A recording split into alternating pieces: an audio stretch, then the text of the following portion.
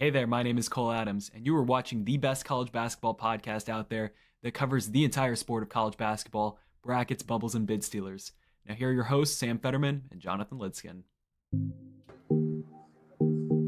Season 5, episode 8, brackets, bubbles, and bid stealers. I am Sam Fetterman. That is Jonathan Lidskin. Jonathan, it's the season finale. A national champion has been crowned. How are you doing tonight? Well, a little disappointed because I lost $20. But other than that, what a freaking game. What a freaking weekend of college basketball. I think Project Make the Later Rounds Great Again was a massive success, Sam. Yeah, I just want to let somebody celebrate on the air. I'm going to bring out my guy, Mason. Bring him in. Mason Kinahan is here. Mason. Sam, let's go. I mean, this team was so special. I knew, you knew too, from the very beginning of the season, this team, they had something to them. And throughout this year, I mean, I'm right now out here on Rome Boulevard. I think there's a few more people out here when the Eagles won the Super Bowl, but we're celebrating. I'm national champions, Sam. I don't know what else to say. It's awesome. Yeah, Mason, take us through the emotions of this entire tournament as a Gator fan, because they were dead multiple times. Against UConn, against Texas Tech, against Auburn, and today.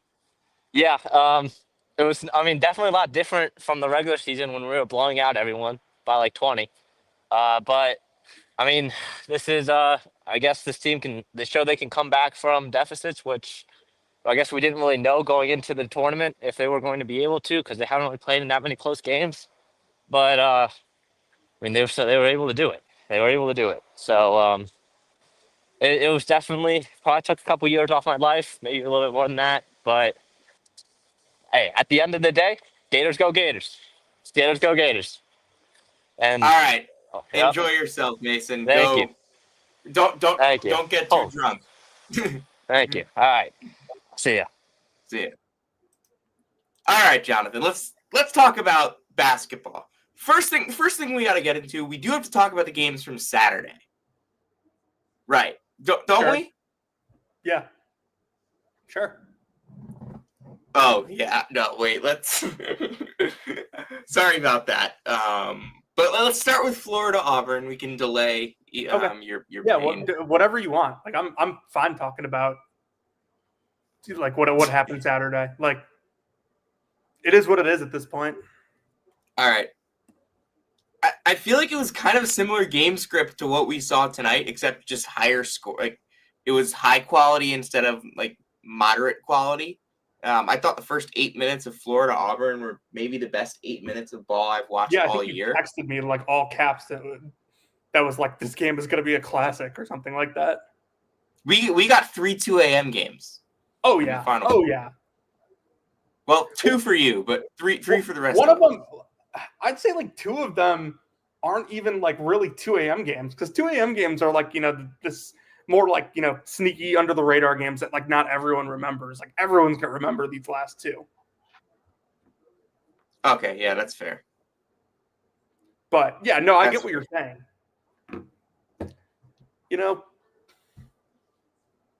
Florida came out with, no fight in them and fought their way back like they did time and time again in this tournament. In both games, I should say. Yeah, Jonathan, the whole thing about Florida in the first half of that first game was Janai Broome was getting whatever he wanted. They couldn't stop him. And then in the second half, all of a sudden, they were kind of pushing him further away from the basket, and he couldn't get to the basket. He was totally gassed. He was out of energy. They switched his matchup. And I think Seth Davis might have noted it like at the end of the first half. It was like, Broome is gassed. And yeah, he was gassed. He had nothing. He couldn't finish that game out strong. Clayton did Clayton things. That was the best I've ever seen Walt play, that national semifinal. Tommy Houck made some big plays. Elijah Martin kept him in it early. But I feel for Chad Baker Mazzara.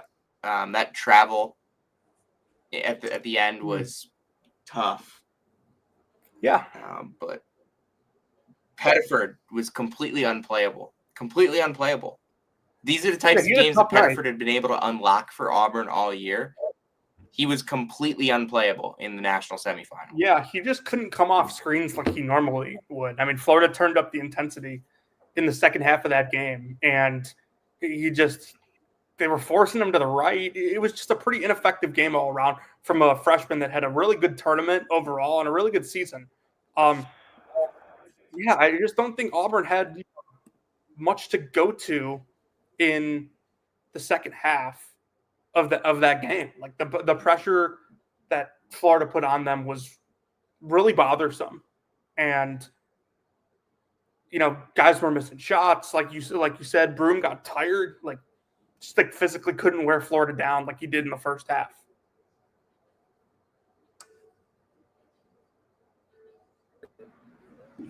Yeah, I mean, you're right on that. I think what Broom was able to do in the first half, he would get the ball wherever it was, and he would take whoever his matchup was to the basket and score. He'd hit a fadeaway, whatever it was.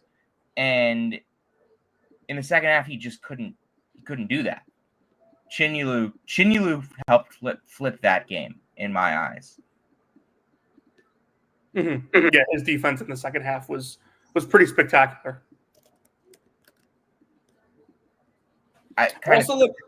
Auburn gave away way too many possessions in the second half too. Florida got to run way more. Florida gave away too many possessions in the first half. Yeah, they were pretty careless with the ball. I mean, just a bunch of fumbles were. Auburn really, I didn't think Auburn got out and ran a ton. They didn't get out and run as much as Florida did in the second half, but just careless like live ball stuff from Florida where they just would dribble into closed gaps, and it would be an easy takeaway. Yeah, all right, let's move on. We have to talk about it. Sure. Houston 70, Duke 67 in an all-time great basketball game, total classic. Houston was the better team for like the first 3 minutes, and then Duke was the better team for the next 30. Yeah. And then the last 7, my God. But let's start kind of at the beginning of this game. What do you think kind of allowed Duke to jump out? I just think the way Duke played offense was kind of tailor-made to attack Houston, and that's what we saw for 30 minutes, Sam. Like, the way Duke moved the ball, it goes so fast, got so many guys can make a shot. Everyone on the floor is a threat to score. Houston just doesn't see many teams like that. And, when you have guys that there aren't many teams like that. Yeah, when you have, every guy on the floor that is 6'5" or taller, you just, beating a hard hedge and seeing over stuff is just so much easier. And it just felt like Duke was generating way more easy looks and creating so many more advantages than you would normally see against Houston, which is what we thought was going to happen. Yeah. Then LJ Cryer hit some shots to keep Houston in that game. What I was saying about Houston is they don't need an offensive flow to score points. They can just kind of step up and hit a contested 3, or they can grab the offensive rebound and figure something out. They got 18 offensive rebounds in this game. They won the rebounding battle 42-31, and Duke was right with them on the glass throughout the entire first half. Yeah, I think the offensive rebounding ended up being the real difference. Just way too many second chance efforts for Houston, and many of them it felt like led to kick out threes, and too many uncontested threes that got Houston back in the game, or at least that was a part of getting Houston back in the game.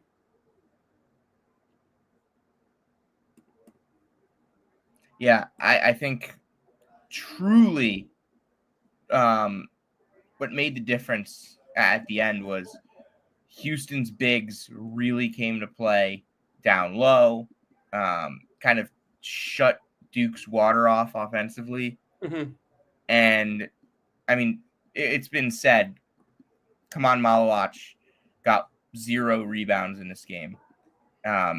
Duke's big men from Malawach, Brown, and Gongba combined 0 defensive rebounds.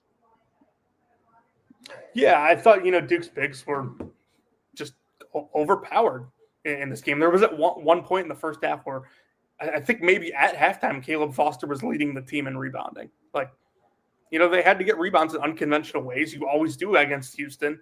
And they really didn't do it enough, or at least they did enough, but the guys who normally rebound for them didn't. So, there were a lot of things that went wrong in the final, 9-ish minutes of that game, starting with the Mason Gillis dead ball technical foul that I thought swung momentum.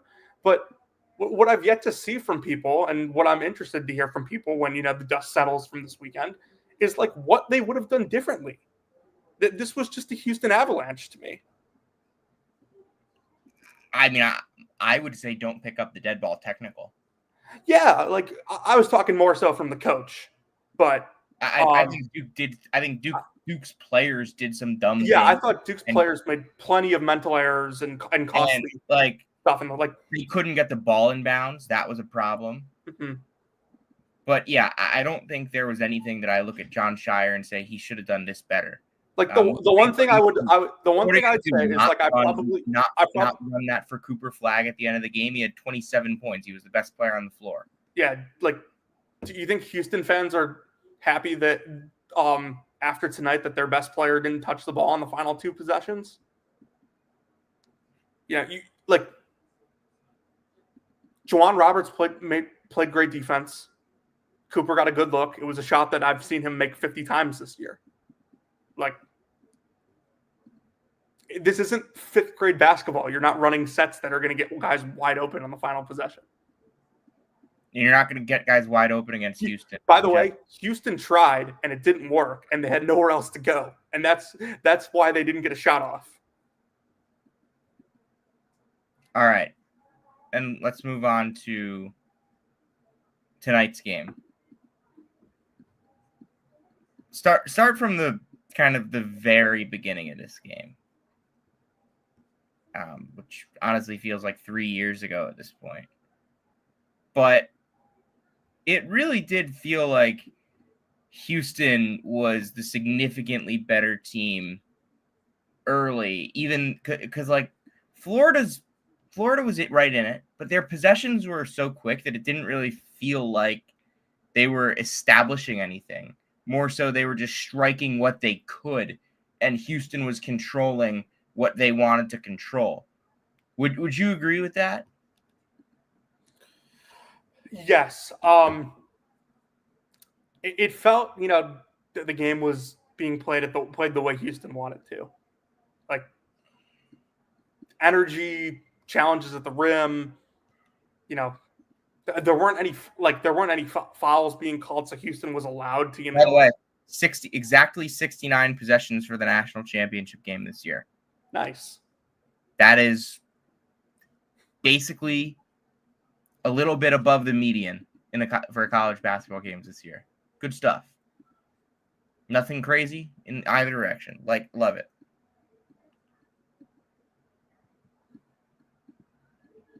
Yeah, I just like I was saying, I think Houston was able to be physical in the first half, and if it wasn't for Will Richard, I think the Cougars would have led by double digits at the break.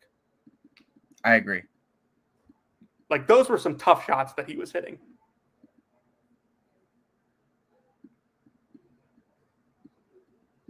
So. No, I mean there were no easy shots in this game for Florida, except for just the rim runs from Condon, and Condon played horribly for most of this game. But he finished with 12, 7, and 4 steals. So good for him. But he was out of his depth in this first half. Tugler and Francis and Roberts were controlling this game on the defensive side of the ball, but none of them could get anything going offensively. No one for Houston could get anything going offensively. Houston in this game had 5 assists. I know Houston's not the most assist-happy team. They were the dead last in the Big 12 in assist rate. But how many times are you going to win a game with 5 assists? Yeah, I think that like what's so difficult about that is like that's just like the way that Houston plays offense. Like you and I, like the one if you could critique one thing about Kelvin Sampson's coaching, one thing is that I don't think he runs superb offense. Now he gets I think that's intentional.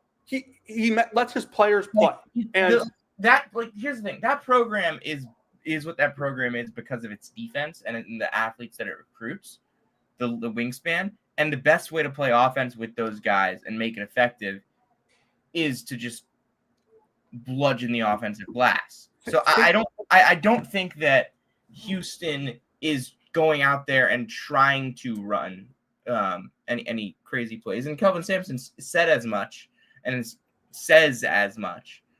Like, do you not think Kelvin Sampson could draw up a couple? No, I mean he has some good blob stuff that I think was seen in the tournament, but I think his identity is, he gets guards who are really good separators and can create good shots on their own. Think about it: LJ Cryer, Jamal Shedd, Marcus Sasser, Quentin Grimes, like all these guys who could kind of create shots in their own way. And you have guys at the rim that, even though they're a little undersized, at times they will offensive rebound better than anyone in the country. And, like if that's like your one shortcoming as a coach, and I wouldn't even call it like, I don't think it's unfair to call it a shortcoming. Like I don't think his offensive style is like what has like prevented them from winning a national championship.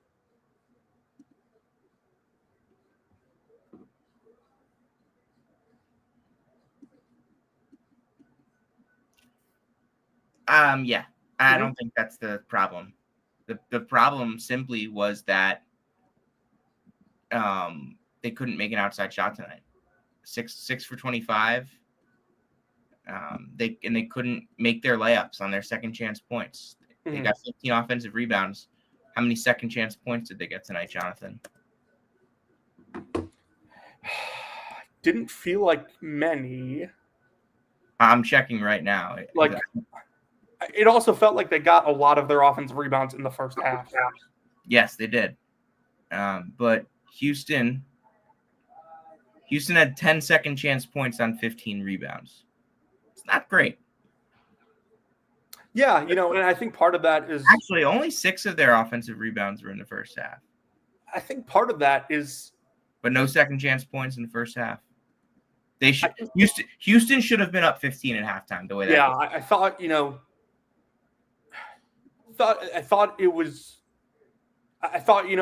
halftime, I thought if Houston loses this game, like one of the things that they'll look back to is they only led by 3 at the half.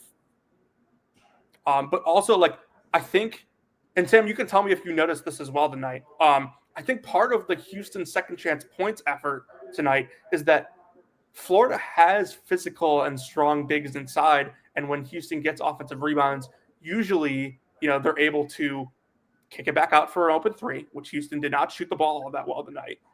Or, they can just go back up with it. But Houston didn't displace Florida's guys on rebounds like they usually do against teams tonight. Correct. So, I mean, we could talk about like the end of that game all we wanted to. Like, listen, like we came into this game tonight knowing that Houston was going to hard hedge and force the ball out of Walter Clayton's hands. Like, their style should have been great for what Florida does. Florida made just enough adjustments and had enough secondary scoring, to win that basketball game.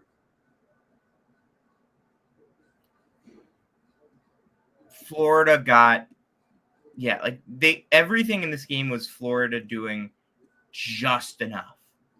Like, I don't think there were very many. There were a couple moments, I think, where Florida like clearly missed opportunities, handlocked and missed a couple of bunnies and free throws. But on the whole, and Chinyulu's text, but like Florida did just enough, like just enough in this game.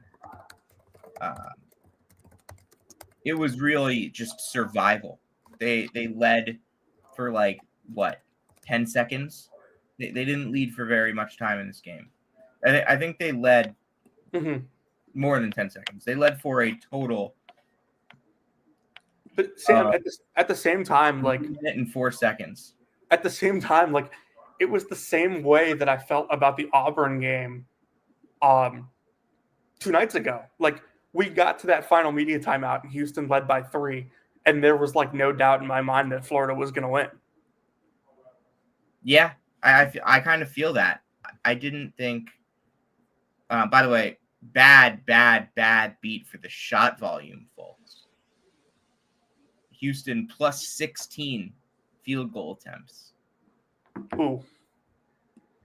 Yeah, like once Clayton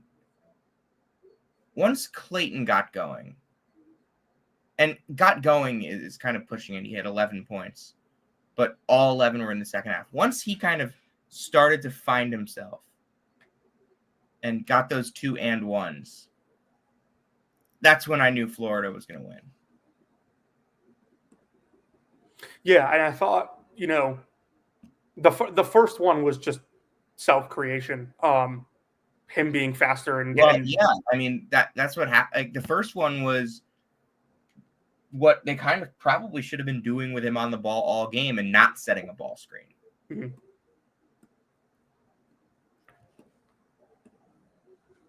Yeah, and I think that like once he got that, you had the kind of slip to the rim on the handoff that he scored the next and one on, and then the play that they ran out of the under 4 timeout to tie the game at 60 was so good, and like it was like easily the best look that he had all night from 3.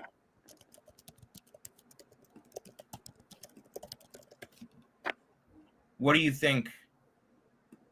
I mean, just going into this legacy-wise for Walter Clayton Jr., like one of the greatest tournament runs we've ever seen. Well, yeah, I just tweeted it. It's probably the best individual tournament performance in Kemba Walker. I would agree with that, but I would say Napier is on the same tier. Yeah, and I think that there are players that have had like great individual like games in like the big stage like this that like we'll remember for a long time. Dante DiVincenzo comes to mind, but like, I mean, Clayton was money for them every single time they needed him in this tournament, including in the second half tonight, even though he didn't have his best night. First player to have back-to-back 30-point games in the Elite 8 and Final Four since Larry Bird.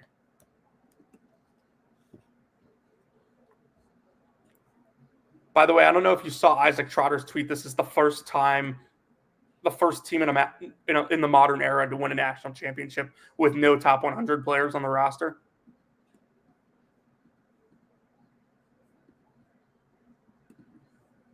It's the COVID year, baby. It's not even the COVID year guys for Florida, though. I mean, Clayton's not a COVID year guy. He's not? No. Oh, I thought he was. No, Clayton was 2 years at Iona, 2 years at Because I don't think Richard was either. Martin was. Richard wasn't. Martin is. Martin's a COVID year. I think Martin's their only COVID year guy.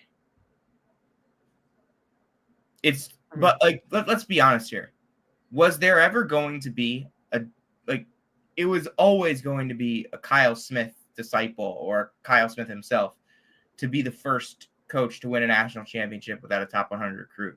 That's the best coaching tree in the business in terms of player evaluation. Yeah, without a doubt. I mean, those guys can find anyone to play for them anywhere. Like, just and it's going to like expand even further here next year with 2 Florida assistants leaving to take head jobs. I know that's not like somebody hire Carlin Hartman already, and Jonathan Safir is going to be a head coach in due time. I don't know when, but like that staff has 4 future head coaches on it. outside of Golden. And then obviously two of them are getting their jobs this offseason. It's makes it even more crazy that UConn still has Kamani Young and Luke Murray. Yeah, and I mean, Andrzejczyk and Hovde were hired before the NCAA. We're going to get those jobs before Florida won an NCAA tournament game. They were getting hired off.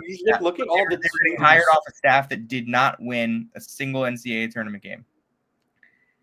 And Luke Murray and Kamani Young have 2 national championships and can't get hired.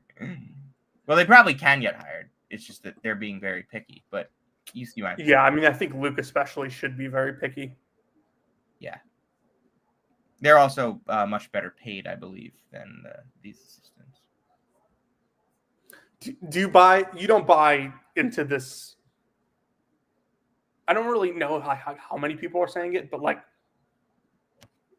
this wasn't Houston's like last chance. Next year's their last chance. You think so? You think Kelvin's done after next year regardless? I don't know if Kelvin's done after next year. I just think that like next year, like if you do get Tugler back, you're only getting him back for 1 more year. Yeah, at some point he's going to take a leap offensively. Uzan will be gone. Sharp will be gone. And Sinak is probably one and done. Yeah, his upside is really intriguing. One of Sinak or Fleming's probably ends up being one and done. Yeah, and I mean they took Khalifa Seiko in the portal today. That's 1 year left. They'll have 2 of those 4 guards back for next year. They'll get Arsenault back. Yeah. I think next year's probably their last. But like I think that's still going to be a good program when Kellen is the head coach. But I think this. I agree. And not getting it done with 6th year Roberts and 5th year Cryer is tough. Feels like, I mean, Kellen feels very like John Shire-esque in terms of like hiring internally to me. I'm confident that that's going to work out. Like I know that there's been a lot of talk like they're going to be winning a national championship.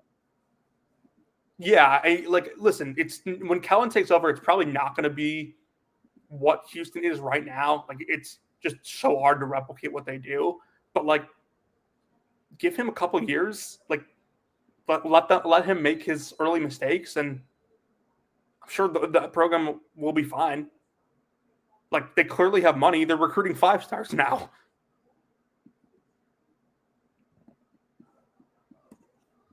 Yeah, I mean, they do have money. They also have a program that is one of the best in college basketball. And, man, does it sucks for Houston. But, man, Florida, national champions.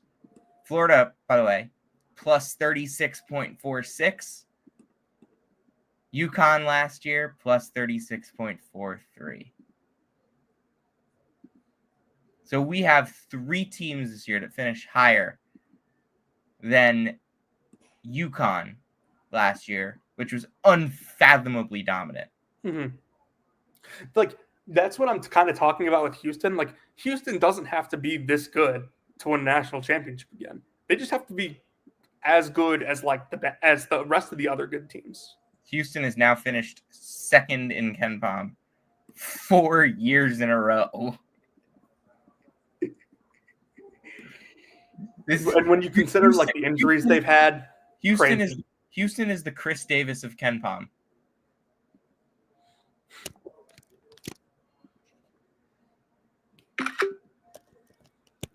Like, I mean, most consistent program in America right now, quite easily. I think it's the best program in the sport. Yeah, I agree. By the way, like them in UConn and obviously Florida, but I wouldn't go as far as to say Florida is like they obviously had the best year to win the national championship, but this is their first top 25 season under Golden again, Bob. God, we have so many like. This is like exciting now because we have so many coaches that like are like still trying to compete for their first title, and like it's cool to see these guys like Yeah, who gets their first title first? Sampson, Shire, Few, Oates, McCaslin, Painter. of that group. Like I mean, of the group, I think like the logical answer is Shire. I would agree, and Like, and if not him, it would be Sampson or Oates. but yeah, like this tournament is so weird, and there's so much random variance to it. But like, you never know. I mean, this is like as long as Kelvin Sampson is the coach of Houston, they will be in competition for a national championship. And as we've seen in the last 4 years, 5 years, like all it takes, like the bare minimum for them is just like being healthy.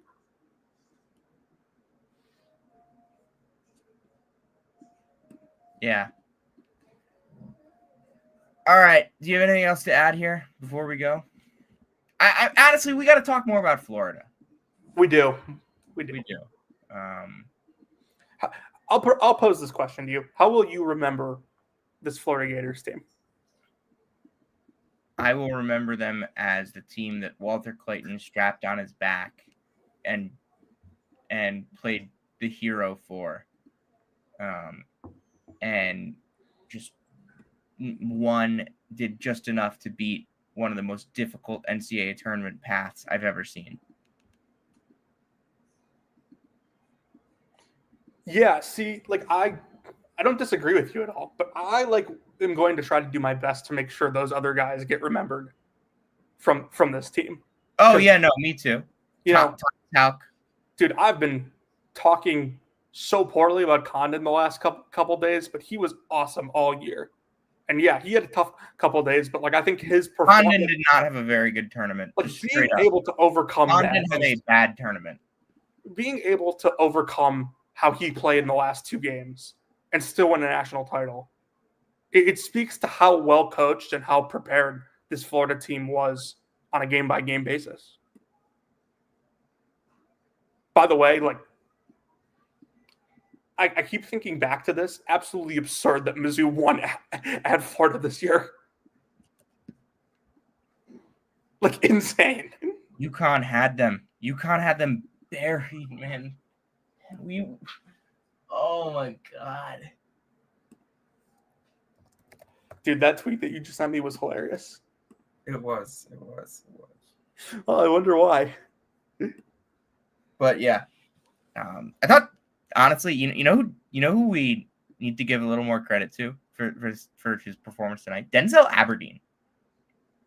He was awesome tonight. He, in my opinion, will be an all SEC player next year. I agree. He was on my breakout list this year. Really not enough room for him to break out in the way that I wanted him to. Just because of like the leap that Will Richard took and how good Elijah Martin was. But he was a great like plug-in play scorer off the bench for them. I love this Denzel Aberdeen performance tonight. I thought it was so good. I hope Thomas Houck gets drafted, but if he comes back, that's an All-American. Yeah, I mean, they have a chance to return all 4 of those or all 3. Yeah, all four of those bigs, don't they? Yeah, they do. The only guys that they're definitely losing are Clayton, Martin, and Richard, that backcourt. I think like the thing though is this Florida team for next year, their bigs were so important for defense and playing off of their guards, but like Clayton and Martin and Richard and Aberdeen, those were the guys that like made the engine go. I think like they're going to have to hit the portal to find guards, but And like you can't really replace what Martin did on the ball defensively all season, what Clayton did all season. I mean, ended up finishing number 3 for Ken Pom National Player of the Year, behind Flag and Broom. But they have a really nice framework to keep this thing going. I will stand by this. Olivier Rue will never play an important minute in a Florida Gator uniform ever. No, he will not. Never will happen. He will not play. He will not play an important minute. Did he get a single minute this year? Probably, right? I don't know. Nope. Did he? He did not. Yeah, I feel like that's definitely something we would have remembered. Isaac Edelman would have tweeted about it. Yeah. He's probably having a great day. Sam, to wrap this thing up. It's crazy. It's crazy because each of the last 2 seasons, like 2 years ago, I was like crazy high on Florida preseason and it didn't work. I was crazy high on Florida again last preseason. And this preseason, I was high on them, but like not that high. I think I had them lower this year than I did the last 2 years. I think you still deserve some props for like understanding where that program was like trending. Yeah, I appreciate that. Like, you know, I think it was logical after the last 2 years that was like, oh, hey, like maybe this will take like a little more time than I thought it would. Second-year transfer leap, Jonathan. Walter Clayton Jr. It's a real thing. Give me the second-year transfer leap next year that's going to be an All-American and win a national championship because it's Tristan Newton and now it's Walter Clayton. Malik Brown. Malik Brown, 15-point-a-game scorer. I mean, like you kind of, you know, put me in a tougher spot to answer this here, but is it going to be Milo Suzan? Could be. Kind of already broke out, but Richie Saunders? Not a transfer. Didn't he transfer from Utah to BYU? No. You sure? At least not last year. No, he's played 3 years at BYU. Who am I thinking of? Kebakaita? Yes, you're right. I am. I don't know how you could get those two confused. Well, Braden those are Smith, just, you know. the Gonzaga Braden Smith. Technically, he's going to be his second year. Terrace? 3 rings, Baldy. 3 rings, Baldy. I mean, Zuby had a big one this year as well. Yeah. Jake Davis. Dude, this Walter Clayton quote is like one of the most like ironic, funny tweets that I've ever read. Let me see. The feeling is surreal. It's a crazy feeling. I honestly can't even explain it. It feels good though.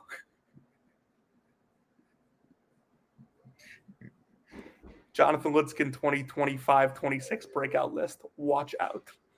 It's coming. It's coming. It's coming. All right, Jonathan. We want to thank all of you guys. I was going to say we have to. For everything this year. 88 episodes. 88 episodes of Brackets, Bubbles, and Bid Stealers. And we're not done. We're done for the season. We're going to try to beat that number next year. I don't know if we're going to beat it. It's possible, though. I think we have thought more about the offseason already than we had last year. Yeah, we're going to do team previews. We're going to start those very early. We're hoping for more coach interviews. Yeah, we're going to try and get more coach interviews. I think that this whole season kind of helped me grow that aspect of my game. I think overall as a podcast, we developed a ton this year, Jonathan.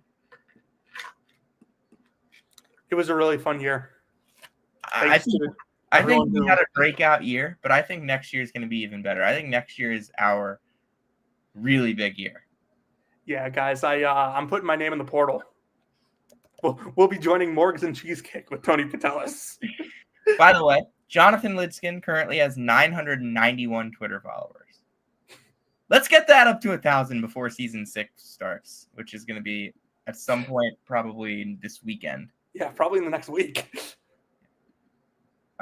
But we really appreciate all of you guys for tuning in, all however 1,000 of you that have joined at some point this year. Everybody that has commented in the chat, you will never be as good as the chat from when we were picking our bracket. Yeah, the Wednesday show before the tournament started. But we really do appreciate all of you for keeping up with the latest happenings. And Jonathan, would you like to take us home for the final time in season 5, unless there's anything else you want to say? Congrats. I don't think there is, Sam. Hey, Thanks. congrats to the Florida Gators. Congrats to the Nebraska Cornhuskers for winning the college basketball crown. Ice Bryce, Fred Hoiberg declaring war on Tony Patelis. Oh my God. Well, And shout out to the whole latest happenings with Caleb Grill group chat crew. oh yeah, I'll be doing a thank you thread for the season at some point. Thank you to Pat Dallahan, the original latest happenings with Caleb Grill member, with Cole Adams, College basketball's ambassador, Cole college Adams. basketball ambassador, Austin Mitchell, San Diego State's ambassador, and one time in San Antonio, Denny's eater. We got Michael DeRosa.